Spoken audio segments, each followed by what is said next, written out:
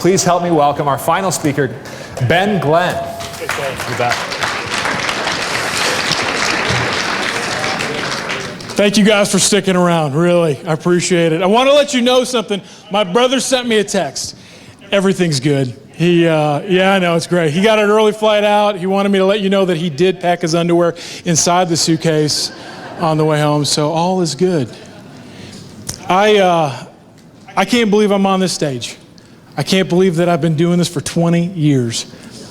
You know when they talk about fear, what do they say one of the greatest fears is? Anybody? Public speaking. That was me. I'm up here probably because of my brother and his great sense of humor.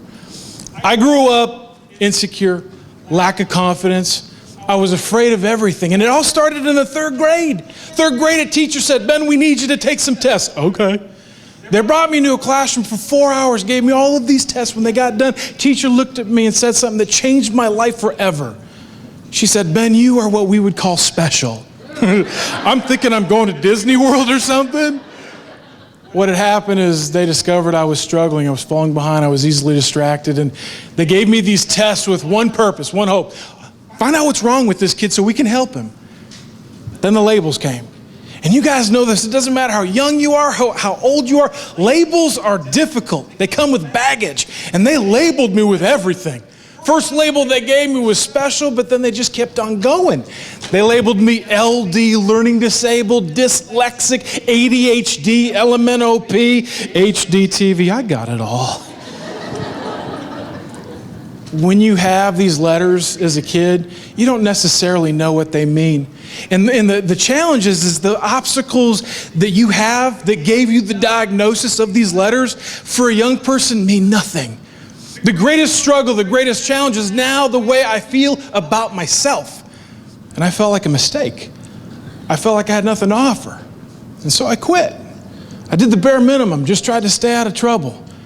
And then the greatest motivational speaker in my life, I encountered her in a classroom. She came over to me, this teacher, with as much love and with as much compassion as a teacher could have for a student. She gently puts her hand on my shoulder and she says, Ben, snap out of it. Encouragement comes in weird packages. She said, if you sit here and you do nothing, you will never beat this thing. You don't have to like it, you don't have to be happy about it, but you've got to overcome it. Gosh, she gave me the best pep talk I've ever gotten. Before I was willing to buy into it, before I was willing to say, okay, I'll do whatever you say. You know, the one thing I'll never forget, she says, Ben, the problem is this, you're not letting me live out my passion. What's your passion? To teach. Every day I come in here, you are not teachable. I can be the best teacher in the world, but if you're unresponsive, if you're not willing to try and try, I mean, think about that word for a minute. It's such a small, big word, the word try. It's just 4 letters long, but man, it means something to you. Some of you are giving me the look, wow, he really is special. The lady sitting next to me in that regional flight up from Indianapolis, she knew I was special. In fact, when we got off, she's like, are you medicated? Yes, but not right now. I need a hug. When she got done, I had to ask her this question. Why? Why should I do these things? What is life going to have in store for a kid who struggles with reading? I can't spell it all. I mean, I thank God every day for spell check. I'm easily distracted. If there's a butterfly floating around this stage right now, I'd be chasing it. What am I going to do?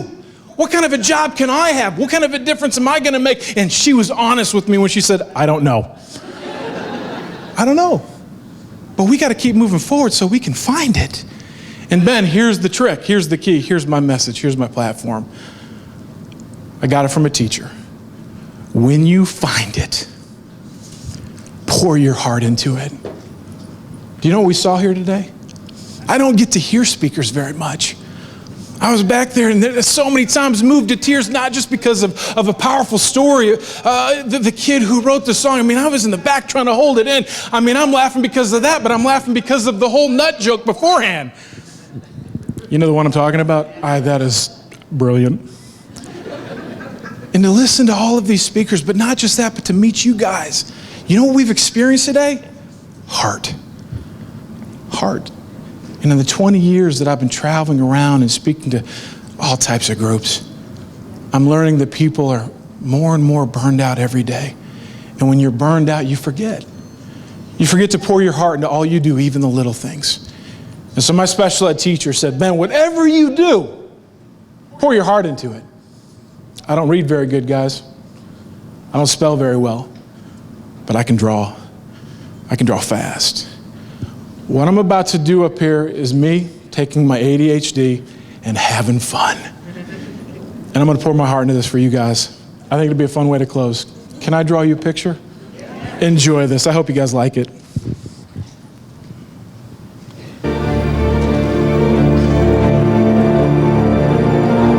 We want to feel it because I love this music, but we don't want to hurt anybody. Let's just get close, all right? Okay, good.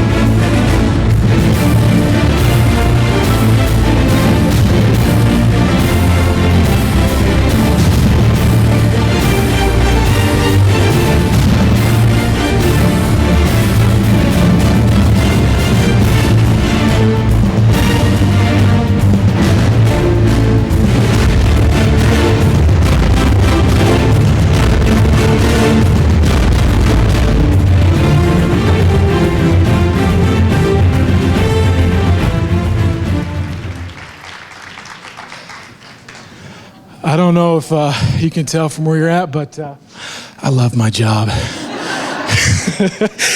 I chose this drawing, one, because it's one of my fastest. In fact, this is the one I performed for the Minnesota Vikings, and it was so cool. I mean, I grew up a Viking fan, went to the old Metropolitan Stadium. I met Jared Allen. I know he's with the Bears, but he's such a good guy. I mean, he's a Sasquatch-sized guy, first of all. I'm in the room, and Jared walks in, and he walks over, and he's like, hey, you're speaking to us today. I'm like, yeah, you're Jared Allen. Do you like beef jerky? I love beef jerky. We're both Sasquatch, huh? He's such a cool guy. And he said, hey, so what's that big screen up there for? Are you going to show us a movie or something? I'm like, no, Jared, I'm going to draw you a picture. He starts backing away like there's something wrong with me. I'm like, don't go, Jared. You should see what I can do with crayons. Let's get the friendship thing going. Especially for those guys, a lot of time when you get in with an athletic team, I mean, these are manly men, right? And they don't laugh a whole lot. They don't respond a whole lot. They just kind of look at you like you're a coach, and they give you your attention. The respect is there. But I like to get a response when I perform. I started doing this drawing, much like today. And I can only imagine what you guys were thinking when you saw this rainbow appear. Some of you were like, yeah, my 3-year-old does that on the driveway. But then the mountain volcano thing appears. The trees poked up into the sky. Some of you probably nudged the person sitting next, and you're like, those are trees. And then it looked like a lake. A lot of you guys know what that's all about, being from Minnesota. And some of you are thinking, is he going to stop? Is he going to sign? It's perfect. Just put a bass fishing boat right there. But I didn't. I put all of that black chalk on the bottom. Now be honest with me this afternoon. How many of you got a little freaked out? Jared Allen was sitting in the front when I made that black mark. I've never heard another human make the noise that Jared made, and I'm not making fun of him because he's bigger than me, but when I made that black mark, I'm not kidding you, he goes, woo! It's like somebody stepped on a bunny. This part right here, people face all the time. We've heard the word change so much today. We've heard the word struggle. I even heard the word grit, and I love John Wayne. And that is absolutely what we want our people who we work with to have. When times are good, when things are wonderful, when the flowers are in bloom and the trees are poking up and they're straight. I mean, look how straight it is. I mean, things are great. We know how to celebrate. We know how to reward. We know how to have fun. But when we face something like this, it doesn't warn us all the time. We've got to be prepared. That's what my teacher taught me. What I've discovered, and I share this with my 10-year-old daughter who's a perfectionist, and I'm going to close with this. I was painting hearts to bring to a program, and she wanted me to paint something like this for her. She wanted a perfect little heart. But when you're an artist, you got to put a little flair in there. And so I'm painting all of these hearts that people can get at my event, and I'm at a little accent color having some fun. And my daughter comes over, and she's like, Dad, what are you doing? Leave them perfect. They need to be perfect. I love it when it's perfect. You know what I had? A teachable moment. I said, Natty, let me paint you a heart real quick. And I tried to paint as perfect of a heart as I could. Then I grabbed some colors, and I started something. Before I started, I asked her, Natasha, do you trust me? I'm your dad. Do you trust me? She said, no. She's 10. She knows me really well. And I started adding all of this flair, and I ended up with something like this. And she was just freaking out. She's like, Dad, why did you do that? It's a mess. It's all over the place. I mean, it was perfect before. Why'd you do that? And I asked her, can you still see the heart? Can you still see the heart? She said, yes. I said, Natasha, as much as you want this, it's not real. Life is not perfect. It's not about perfection. It's about those of us who pour our heart into all we do in the messiness of life. When things get crazy and grungy and messy, it's those of us who dig deep, have the right attitude, find the grit, and persevere and keep moving forward. You know what my kids watch almost on a monthly basis? Meet the Robinsons. The little animated cartoon. If you haven't seen it, it's good. Because there's one theme throughout that whole movie. One theme that we all need to bury deep within our heart. Keep moving forward. God bless you guys. Thanks so much.